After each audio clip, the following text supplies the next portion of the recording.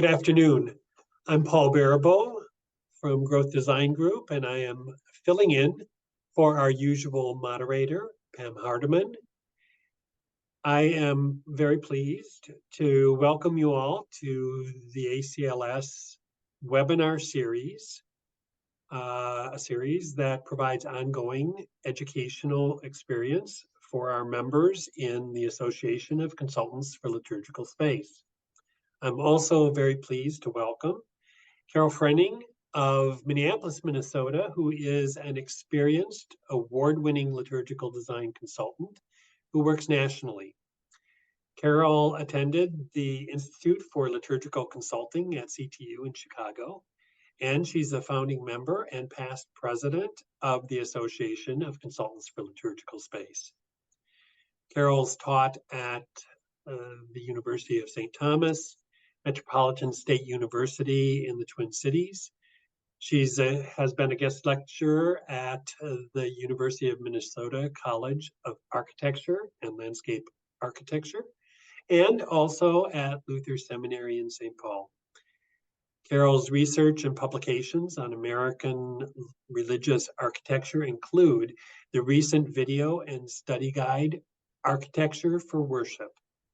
She has presented at major conferences, including Forum Reform, National Trust for Historic Preservation Trusts, and Lutheran School of Theology at Chicago.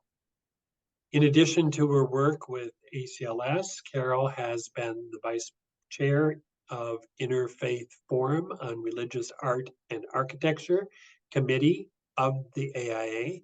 She's an active member in the North American Academy of Liturgy, past president of the Minnesota Society of Architectural Historians, and past chair of the Art and Environment Committee for the Archdiocese of St. Paul and Minneapolis. It is my great privilege to welcome a good friend and colleague, and known to many of you all in ACLS, Carol Frenning. Thank you, Paul. What I was asked to talk about is, and I've titled it, When We Build a Church, the Role and Formation of Liturgical Design Consultants. And I was asked to do this because of the program at St. John's University, which I'll talk about in this presentation. But I would like to begin a little farther back. You know, we all have a story. And for those of us who work as liturgical design consultants, intertwined in our story are liturgy, art, and architecture. And these three disciplines, the disciplines of liturgy, art, and architecture, form the core of the work we do. And because of this, they also form the core of the curriculum for the certification program in liturgical art and architecture at St. John's University. And today I want to talk about the program and about the role of consultants it helps to form. Okay. I want to begin with a quick backward glance. This is the chapel at Abbey Church at St. John's University. We begin with a backward glance, and we see that there was not any perceived need for liturgical design consultants before the Second Vatican Council. Two fundamental aspects of the council converged to support recognition for the need for the liturgical design consultants. First was the foundational insight of the role of the laity for full, active, and conscious participation in the liturgy. This led to the need for liturgical education of the laity. And the second was the revision of the rites of the church following the council. As the sacramental rites were revised, the spatial and visual implications of the new forms of the rites demanded a change in the configuration of our church buildings. The altars were turned around, tabernacles were no longer placed on the altar, and processional aisles needed to be widened. And this was just the beginning of the changes. For the decades following the council, there was much experimentation about the new vision, what the new vision might look like. And many of these experiments have already become historical oddities. And you can see here in the Abbey Church at St. John's, the communion stations that were conceived of as a way to take away the barrier of the communion rail and yet still have some formal place for the distribution of Holy Communion. Others might include pop-up, or anyway, ones that I've seen are pop-up tabernacles that would magically sort of rise out of the altar after the Mass was finished, and even burlap vestments with peace signs on them. All kinds of oddities we have. And I'm sure there are many more of these. Well, then by the late 1970s, with all this experimentation going on, the National Conference of Catholic Bishops in the United States saw the need for some guidelines for parishes that were renovating or building the new churches. And throughout so the Bishops' Committee on the Liturgy, and I'm sorry, this is a very dark slide, but it's the only image I have of the very earliest of these publications. So what they did was to publish this work called Environment and Art in Catholic Worship. And that came out, the first version in 1977. And throughout this work, we can see the thinking and the visual evidence of the first generation of liturgical design consultants. We have, including Frank Kazmarczyk and Ed Sovic. Those of us who were on the recent ACLS retreat heard about the current implications and influence, particularly of Ed Sovic's work. But he and Frank participated in the beginning of the vision for the Environment and Art book, which has guided building and renovating of churches until the publication of Built of Living Stones in 2000. So for more than 20 years. And this one, the Built of Living Stones, is the guidelines we use today. In Built of Living Stones, we find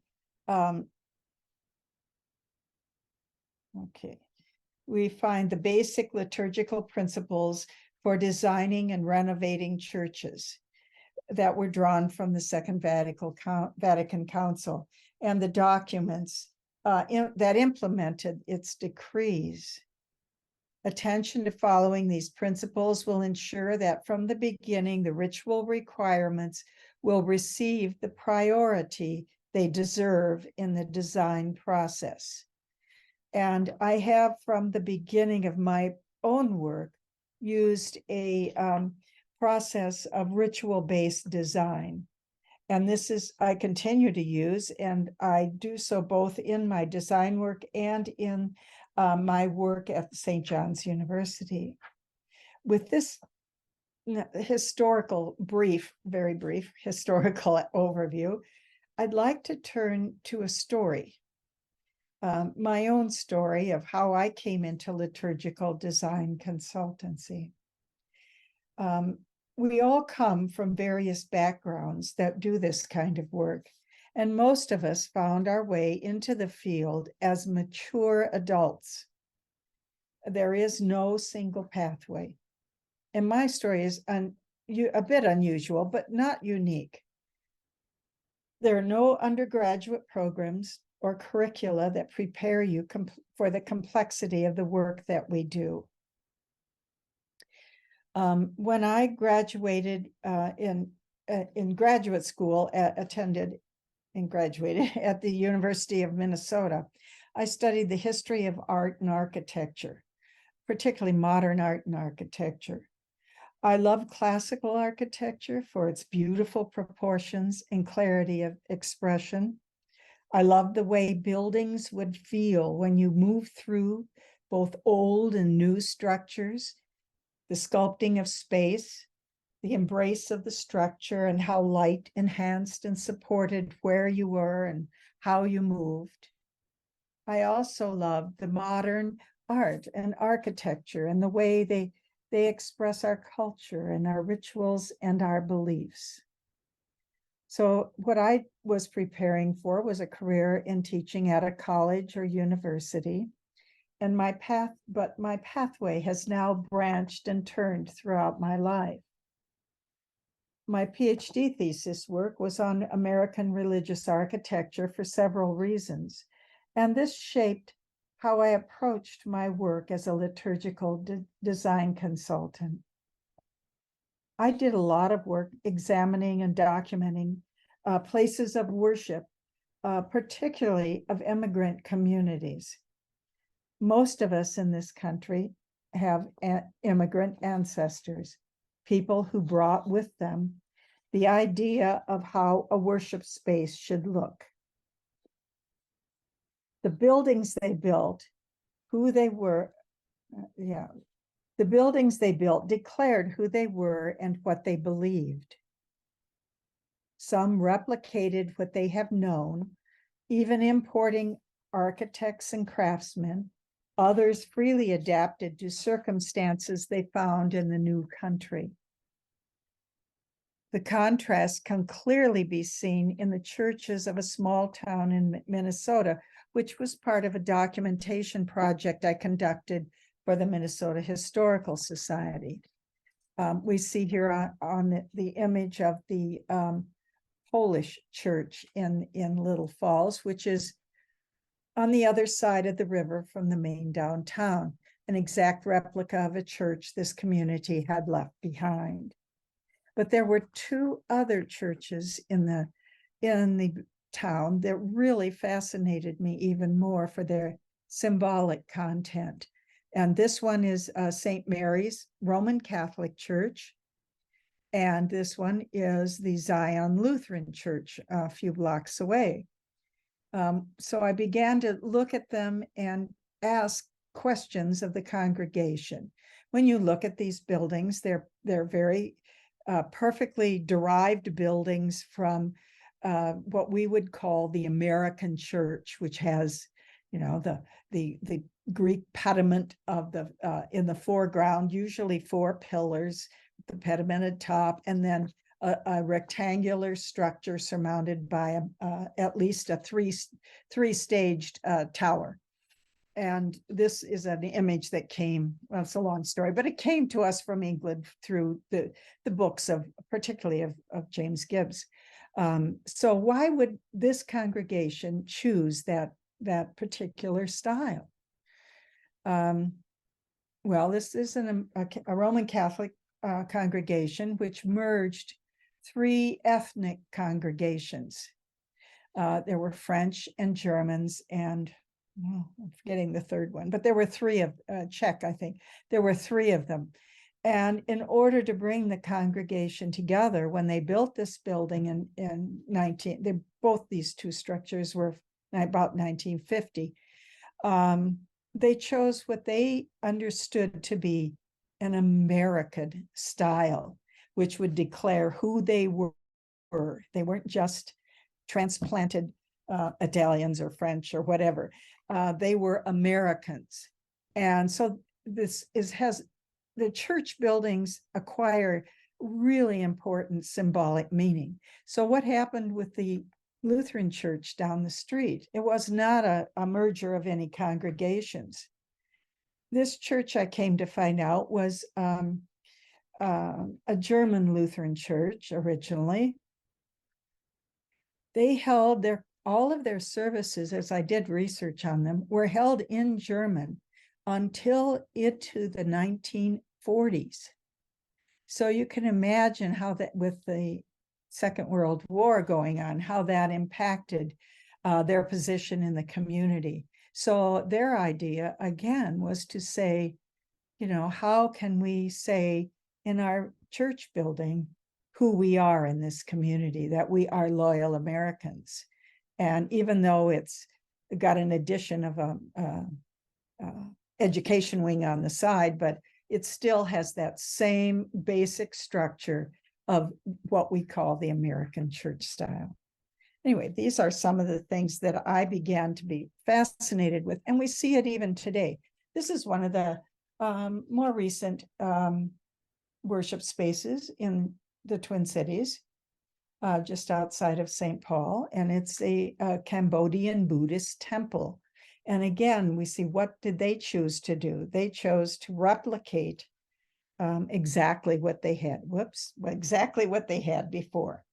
So even though my initial interest in these cases sprang from my interest in history and in preservation work, the models of approach, the way that you approach and analyze and resolve some of the issues of why buildings are the way they are applicable in working with faith communities today. When we are building worship spaces for culturally mixed congregations, we see some of these very same issues being worked out. And the topic of enculturation is now one which we study in the coursework of Liturgical Design Consultancy.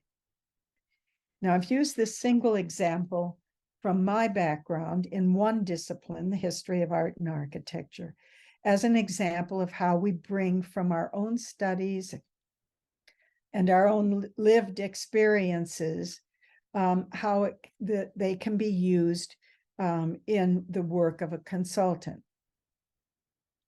All the consultants, again, come from a background either in art, architecture, or liturgy. And becoming familiar with the basic tenets of each of these disciplines, a kind of cross-training is at the core of how the program at St. John's was set up.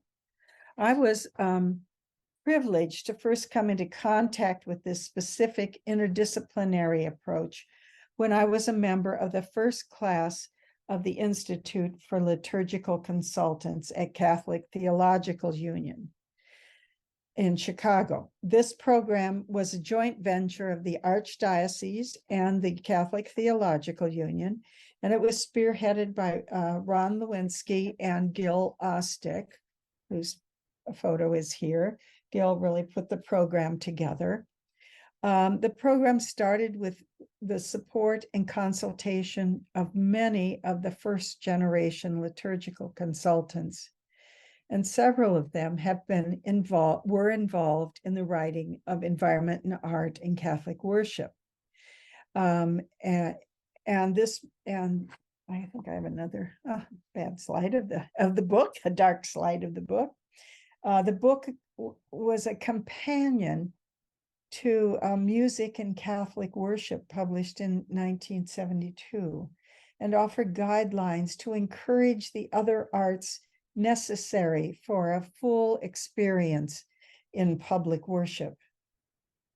When discussing teamwork in the design of the church, Environment and Art recommends that a competent architect should be selected, and it should have the assistance of a consultant in liturgy and art, both in the discussion stages of the project, the dialogue with the congregation and clergy, as well as among themselves, and throughout the stages of design and building. So this sort of set the stage for what we see the work of the consultant today, which goes through the entire process, architectural process, as the congregation is working through the building. With all of this in mind, the Dean of the University of St. John's School of Theology, Father Lauderdale, asked me to put together a program for training liturgical design consultants. Now, St. John's has a long history of being in the forefront of liturgical movements. And the certificate program in liturgical art and architecture at St. John's is based on the interdisciplinary approach like that of the Institute of Liturgical Consultants, which I attended. One of the primary differences is that the program at St. John's is a graduate certification program. where attendees earn 18 graduate credits, which is about half the number required for a master's degree. And promoting, so here are in Built of Living Stones, the more current document about why we need to have a liturgical consultants. And that is really part of the background of why this whole project was started. So promoting the design for beautiful spaces of worship. This program is grounded in the traditions of the church. It is rite-based and faithful to Second Vatican councils and the more recent documents such as Built of Living Stones or the Rite of Dedication of Churches. In order to serve all of the liturgical churches, the program has an ecumenical focus. It is informed by architectural and pastoral experience with the building and renovating process from the start to the finish. Whoops. Here we go. Here's the role of the consultant here. Includes churches with limited, I can go back to this because what I want to say about it includes churches with limited resources. We're sensitive to accessibility issues. We learn about diversity and multicultural issues. And in all aspects, the liturgical art program is supportive of the highest standards of workmanship and artistry. The program is for those seeking a more in-depth understanding of liturgical art and architecture and its practical application in the design of worship spaces. So you can see that the role of the consultant, which we have sort of teased out from all of this background, forms through the whole of the architectural and educational process, because the consultant really does have an understanding of the whole, which many people in an ordinary parish or congregation will not have. It helps to form, they will help to form the building committee and other task forces as they're needed. They can provide information for and conduct formation and educational programs. Some consultants form an advisory committee as a structure for reviewing all the proposals and helping the parish to identify and review the plans, identify their needs and review the plans.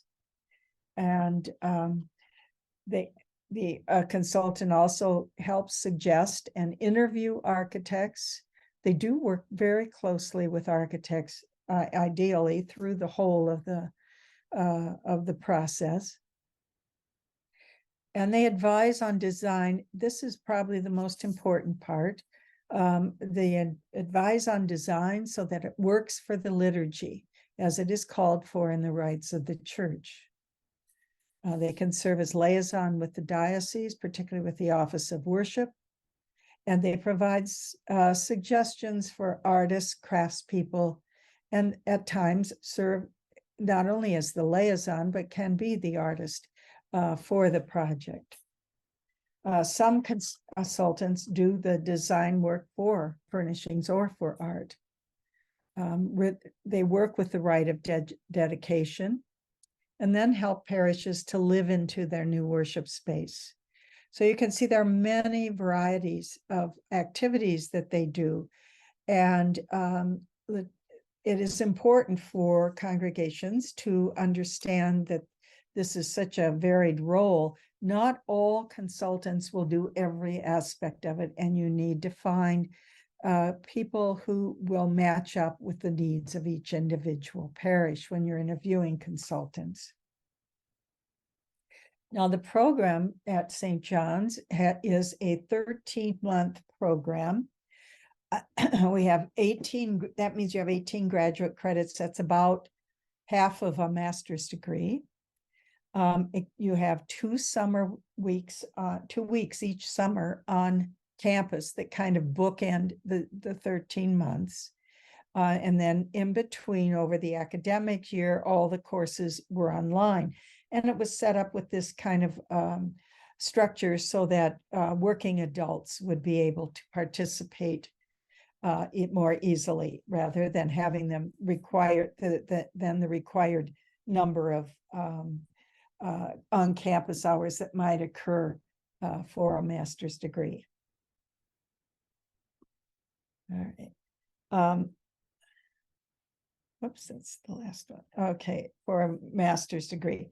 So we're now taking applicants for next summer's class, and I'd encourage anyone who would be interested to contact me or the admissions office at St. John's.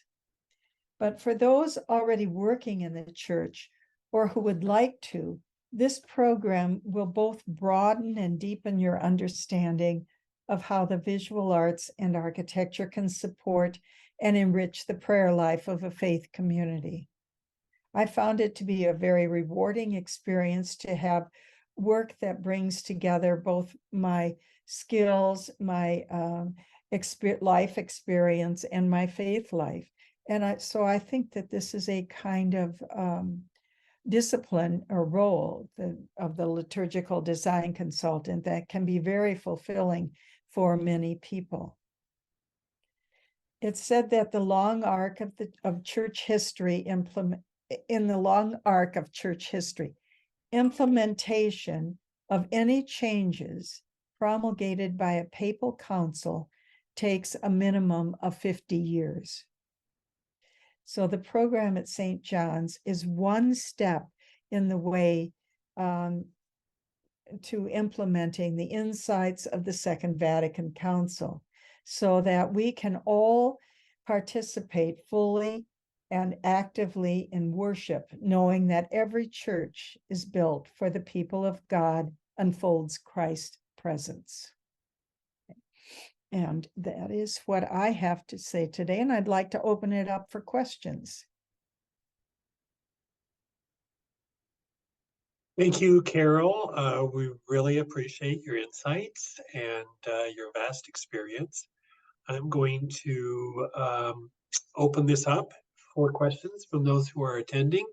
If you would like to say something, just unmute yourself and ask Carol anything that you'd like. Carol, I am just curious. I've seen over 30 years of practice of architecture, various requirements for the use of liturgical consultants.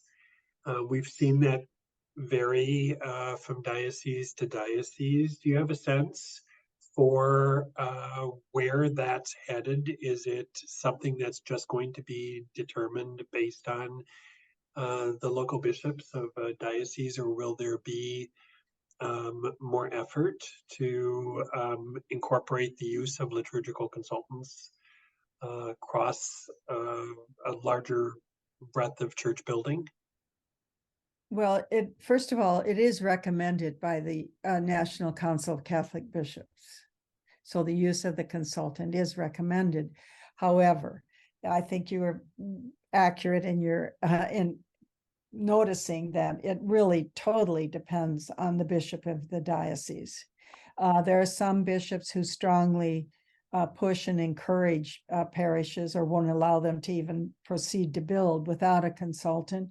And there are others who won't allow consultants. And that it's a very uneven time period right now with that. So it can be either way. But I'd say the majority allow it and are supportive, but not pushing. Does that make sense? Yeah. It certainly they can be a big help to a parish. I think the largest reason is that in the old days, when you had the pastor and the architect making all the decisions without the people involved, there was very little buy-in or reason for people to think of it as their church, really. I've run across quite a few examples of churches that were closed, stripped bare, and reopened by pastors, and then they couldn't figure out why people didn't come back. And when there is no process for helping people understand change, you really start to run into trouble. And that is a lot of what the consultant does, not only helping them with change, but helping them to understand the larger tradition of the church, because change is very much a part of it.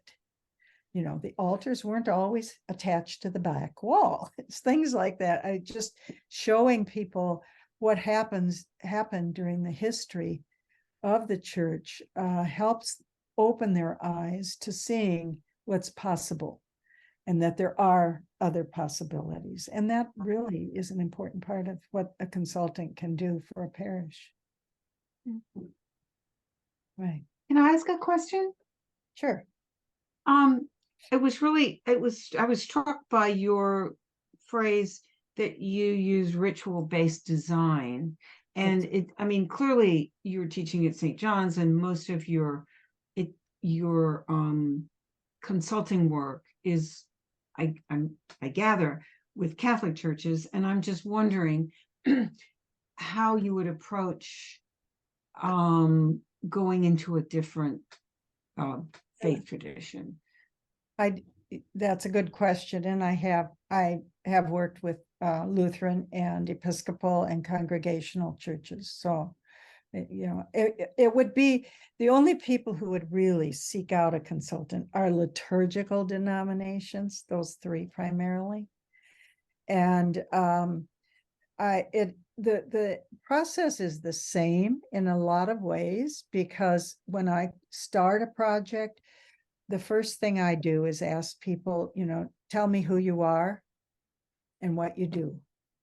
And that means that I have to, in my own preparation, look at their, like the Lutheran Book of Worship, or, the what are the prescribed rubrics for rituals in that particular denomination. So you really do, and we do in our program spend time looking at different denominational requirements and things. And if you're working for a particular Lutheran congregation, would you, and because I don't know about say you're working with an Episcopal church, because we don't have, I'm speaking out of it. There is not a book that tells you how to lay out your church. And so it varies a lot from church to church. So would you then go to that congregation and worship and watch their liturgy? So Yes. As part of this discussion. I think that's probably one of the most important things to do, to be able to understand how they worship, is to go and experience their worship.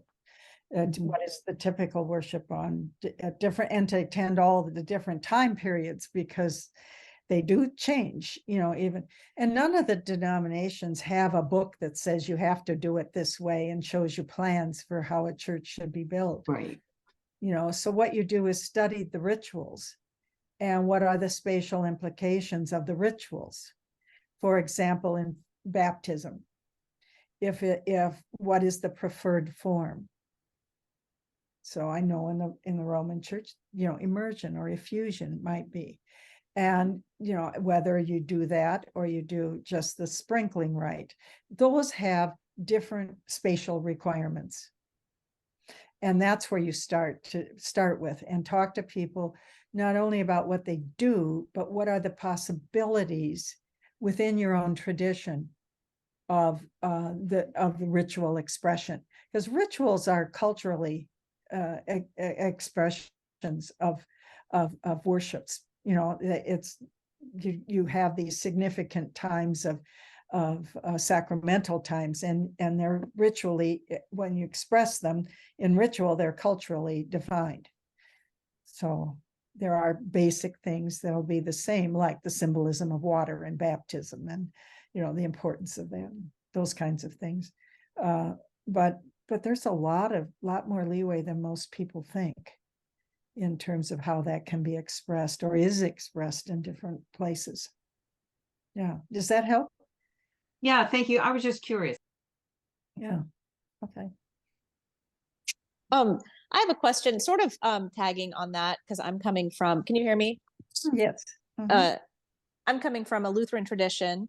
And how do you recommend getting a congregation ready sort of before even connecting with a consultant? Because I know at least the Lutherans in my area are incredibly practical people.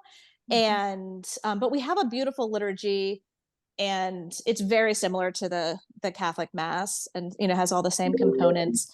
But getting a congregation ready to have those conversations, getting them thinking about their space and thinking about what it could be, what it's doing. And again, at least in my limited experience, I feel like people aren't thinking about the space and how it's operating very in a really thoughtful liturgical way, even though we have a gorgeous liturgy. Am I getting that? Yeah.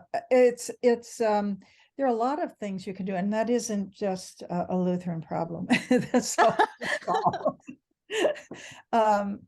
But before, you can, and that is something actually a consultant can help with. I have frequently been brought in way before they're going to start their building process. And one of the things you'll want to do is begin to bring to their attention what's happening. So just highlighting, now this next week, you can write in the bulletin, we're going to have, a baptism, and this baby's going to be brought up and water will be poured over, go through the ritual, making them aware of the rituals and what's happening. And the other piece would be the seasonal thing is easy to get into, because you can say, now it's going to be Lent, and we're going to be talking about all of the Lenten things, and how does this season different, and what do we do in Lent that might be different from the ordinary time or Christmas time or Easter time, and use that as springboards for both space and art. I think that if you start with those things that people do, that'll be the most helpful and the strongest connections that you could make. That's just been my experience. And I think you have a question. Go ahead. Yeah, Carol, I'm interested to hear what you would say about how the students that have been attracted to the program at St. John's, sort of what their backgrounds are and how they might be different from the type of people who were attracted to the ILC in Chicago long time ago. Like what do you see? What has changed in the group of people that are attracted to this role? Well, the quick answer is, I would say the main difference is there are fewer architects, which is very interesting, because the architects these days have a feeling that, I know how to do a church and I can do it and don't need help. There are a lot of those out there. Yeah, I'd say that was more the case than it had been. Because we certainly get our heavily in art and liturgy, people who are working in the church, primarily liturgists, coming into the program. But the architects, it's really difficult to get them, and they're very few that really understand and work with it in the depth that helps them to see that they need help, that they don't know everything about it. I don't know. So that would be the biggest difference in terms of the people who attend. Yeah. And if you know a way to encourage architects, I'd be happy to do that, to hear about that. Harold, do you think some of that is, I know architecture at that time was also in a place of experimentation. And I would guess that there were a lot of architects then that felt that at that time that they needed a better understanding of where the church was headed with liturgy in order to be able to create a new style of church building. Right. I think that's really true, that there was more basic experimentation and stuff. And today you just see it more in terms of architecture, more codified of this is how you do a Vatican II parish church. And this is how you do sort of the reform of the reformed sort of approach to making a church. There is, it's becoming more codified that way, which makes, and sometimes can make the role of the consultant more difficult. Yeah. I definitely remember 30 or so years ago, however long ago it was, working with Bill Brown. We would go into a diocese and we would be involved with the first major renovation or new construction since the Second Vatican Council. So there were no local architects who had any experience with post-consular architecture and design. And so the consultant was very much needed and sought after at that time. But I've seen that shift over the years where now, and in my career, my own business, every place I went, there were a number of architects who had experience and good experience. And it very much changed over that 20, 30 years. Interesting. You're right, Ken. That is interesting. And I think it really points out that consultants have to be flexible themselves in what they do and offer, because you don't always mesh in, nobody has that brand new experience. Well, I shouldn't say nobody, but it's pretty rare to get a place that doesn't have new buildings at all. And so it's, your services, architects will very quickly hire a kitchen consultant or an organ consultant, but they're very slow to hire a liturgical consultant, which is quite interesting. And I think even though they eat, I guess, but they go to church and think because they know everything. I think some of it too, though, Carol, is that where the liturgical consultant is most needed in the process is upfront. Yes. And it's harder for a church committee to hire professionals upfront when they don't really know. I see this all the time with churches. They don't want to bring on an acoustic consultant and pay for those services because they're not even sure that they can afford to do anything. And so there's a reluctance to bring on the consultants that are most necessary early until they have a pretty good idea that they're going to do something. And then they say, well, I guess now we ought to bring on the acoustic consultant, or now we ought to bring on the liturgical consultant, because we know we're going to do something, so we want to spend the money. But the challenge is that it really doesn't fully get value out of the consulting with the architect that they do prior to hiring those professionals. So you can end up undoing a lot of what you do because you didn't have the right people on board from day one. Thank you. That is really, really true. Yes. And you end up, having a consultant can really save you money in that respect. But a lot of committees don't understand that role is so crucial, in particular of helping to the architect to be able to fulfill their job better. And in the case, when you liken it to, for instance, a kitchen consultant, that consultant comes on after the congregation has made a commitment to move forward with a project. You kind of have to have the right amount of space, and you kind of have to have a good idea of location. But the actual consulting design, it's kind of like structural engineering. You don't design the beams until you're in the documentation of a building.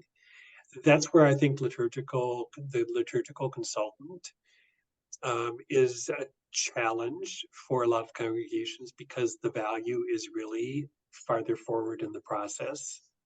And then it really, you have to have an architect who's willing to say, this is really critical. If we don't get this right, the work that you do is going to have less value. And so, yes, it will cost you something upfront to have this professional, but if you don't, we're going to spin wheels for a while, and where we end up may not have value. Yeah. You know, Absolutely. one point is that sometimes if you have the consultant in the beginning and then the architect is hired, sometimes the architect thinks that the consultant is not necessary and gives that attitude to the committee, like, well, you've done your work and now I'm here and I can take over everything. You know, so sometimes you have to sell yourself as the consultant and that you are on the project for the whole project rather than just the beginning part. You know, because you can, as one pastor said to me, well, the architect designed a beautiful space, but it doesn't work for what we're doing.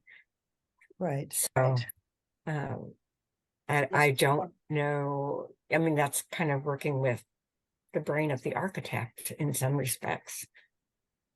Yeah. You know, I am remembering what Michael Crosby said about how secular architecture schools are now. And I think that one thing may be that these young architects, and he had a design project or something. Remember that? I think he was the one talking about it. And these young people were asked to build spaces, and some of them had never thought about a sacred space before. I think I'm sort of reporting what he had to say, but it seems to me that there's a real problem at the very beginning, if that's so. And maybe this is a kind of mission field for the ACLS to somehow make contact with the schools of architecture and say, you know, those of you who are interested in sacred spaces, this is something that might be interesting to you or helpful to you. And I think Mike mentioned a couple of schools that actually are working intentionally doing sacred spaces, but it sounds as though most of the schools of architecture are not. You're right. Most of them don't. Yeah. I do lectures at the University Architecture School here, but they're occasional. But every time I do that, I have students coming up just like, well, you open my mind, you know, this is a whole different thing. I've never thought about this. And you're right, they don't. And what they will do as architects then is to look for, well, what is the model that I can use or adapt for here, rather than thinking through from the ground up about the rituals and how it works together and what the space should be like.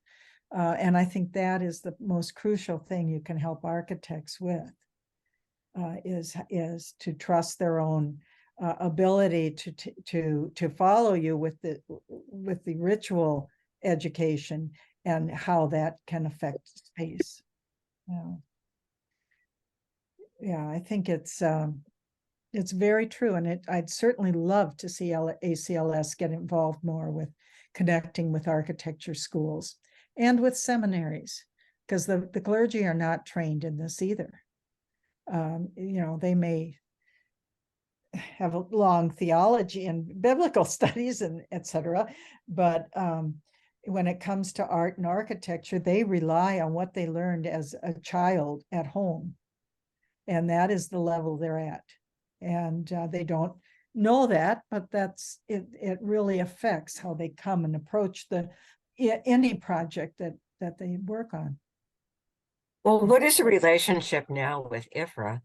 I mean, is there any relationship? No, and it doesn't exist anymore. But isn't there an architectural? What they have now currently is the AIA has a religious architecture studies.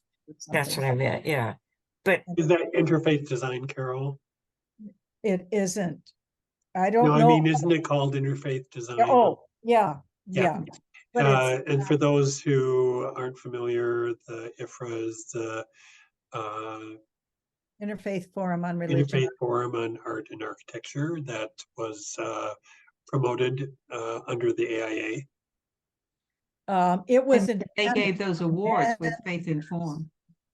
Yeah, it was an independent group for many, many years, and then later joined the AIA. And the issue became with that, the AIA is not set up to deal with people who are not architects.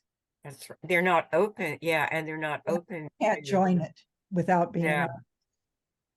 So, I mean, is that set in stone, or they don't see a value in working with people that work with architecture? Well, individuals may, but you know, as an organization, that's who they are. It's an So there's architect. no point in working with them or trying to work with them. Well, it's an uphill battle in my experience. Okay, yeah. One that's that I've been able to conquer. No. Yeah. But then it's kind of sad because there used to be a lot more I don't know, groups that would get together about the sacred arts, even just the sacred arts, including architecture. And you just don't see that nearly as much now. Well, when we look at the demise of the Forum Reform Conference or any of those kind of ways of connecting the public to the professions that deal with church building. They just aren't there. The only one that's been sensitive to it recently has been the Southwest Liturgical Conference, which has formed the alliance with ACLS to do the art and architecture track, which Ken and I worked on for a while to get them to do that. But it's right. It's it's, you know, and it's, I don't know why, but it's a national thing, and perhaps related somewhat to the fact that not very many people go to church anymore.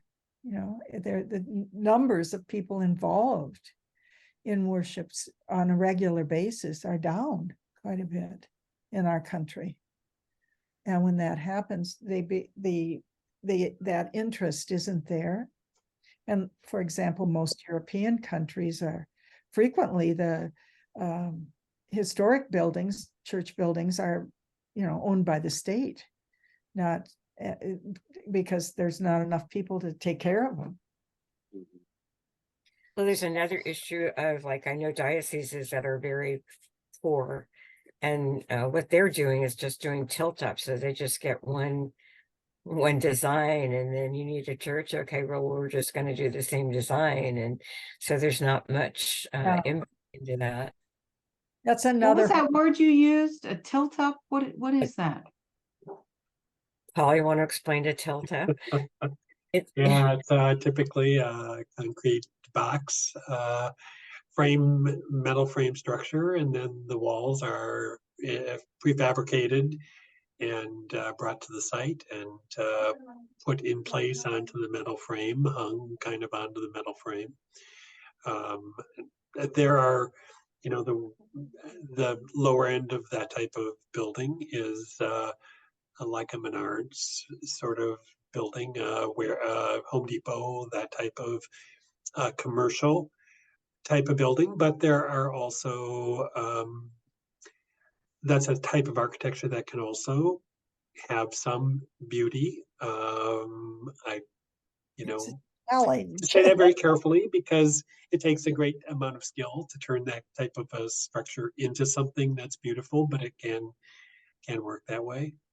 But that's it's a very cost-effective, less concentrated on a complicated form. So for a lot of church buildings, that doesn't work for the sensibilities. Yeah, it's like design build. Yeah, but it's cheap. Yes, but you know, this isn't the first time historically. I mean, in the United States, we had all these wonderful books that told you how to build a church. Richardson wrote one that was used by the Bishop Whipple, the first Episcopal bishop in Minnesota. And this little book not only had pictures of what the church should look like, it gave you a list of how many boards you had to buy, how many nails you had to buy, you know, how to do everything. So you could order it. And now we look at these as just beautiful, picturesque little tiny, you know. So maybe there is hope somewhere for the concrete boxes. I don't know. A number of years ago, I worked with BCDM architects out of Omaha on a tilt-up church in O'Fallon, Illinois, St. Clair's, and it turned out to be a very cost-effective way. And when you look at that building today, there's nothing box-like about it. It's a very traditional-looking building. It's beautiful. Why It I was has a very big careful, sided arrangement and why I was very careful, Ken, at how I was describing tilt up. I mean, yeah, most people think it's like a commercial big box store. yeah, it's usually But in, like that. but in fact, there are a lot of churches and schools that use that form. The difference is that there's design involved, whether it's from a liturgical context or whether it's from an architectural or an art sort of context. There's nothing to say that that type of structure is inherently not good. It just is a different way to different tools. And it really then relies very heavily on the skill of the consultants that are connected to that endeavor to really turn it into something that can be inspiring and beautiful and functional. Yeah, I would agree with that. Just like the old drawings could have been created a lot of ugly things that are now no longer in existence, right? I mean, I think it underscores the need for whatever the endeavor is. You know, when we go to, for instance, Southwest Liturgical Conference and we worship in a conference room of a hotel, that doesn't mean that there's not the need for planning of liturgy, that there's not the need for creating environment, that there aren't the questions that a designer and a liturgical consultant wouldn't have to ask in order to make the experience rich.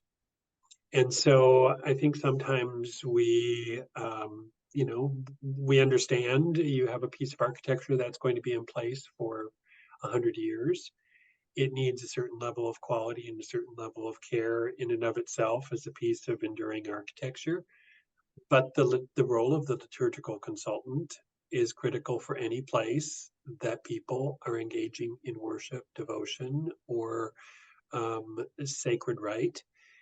And whether it's a garden, whether it's a formal building, church building, whether it's a temporary place of the celebration of liturgy, somebody has to create and help guide that environment. Boy, Paul, thank you. You are a great advocate for consultants. Well, you know, I'm a great example of an architect who was trained to think that we knew everything and wanted to control the design process. And through work with liturgical consultants, started to understand that it is a discipline that benefits our profession because it better informs how we do our work, and we look better when the liturgy, when the design for liturgy is more informed. The same as a kitchen consultant or a structural consultant. Nobody wants to have me sizing beams for their building, trust me. But the structural engineer asks the right questions and makes the work that I do better. Why wouldn't I want that as an architect? And it's true for the liturgical consultant as well. Yes. I have, I mean, there may not be time to address this, but maybe another program, if not. I think you've mostly been talking about new buildings, but I'm just wondering how the liturgical design process works when you're renovating a church.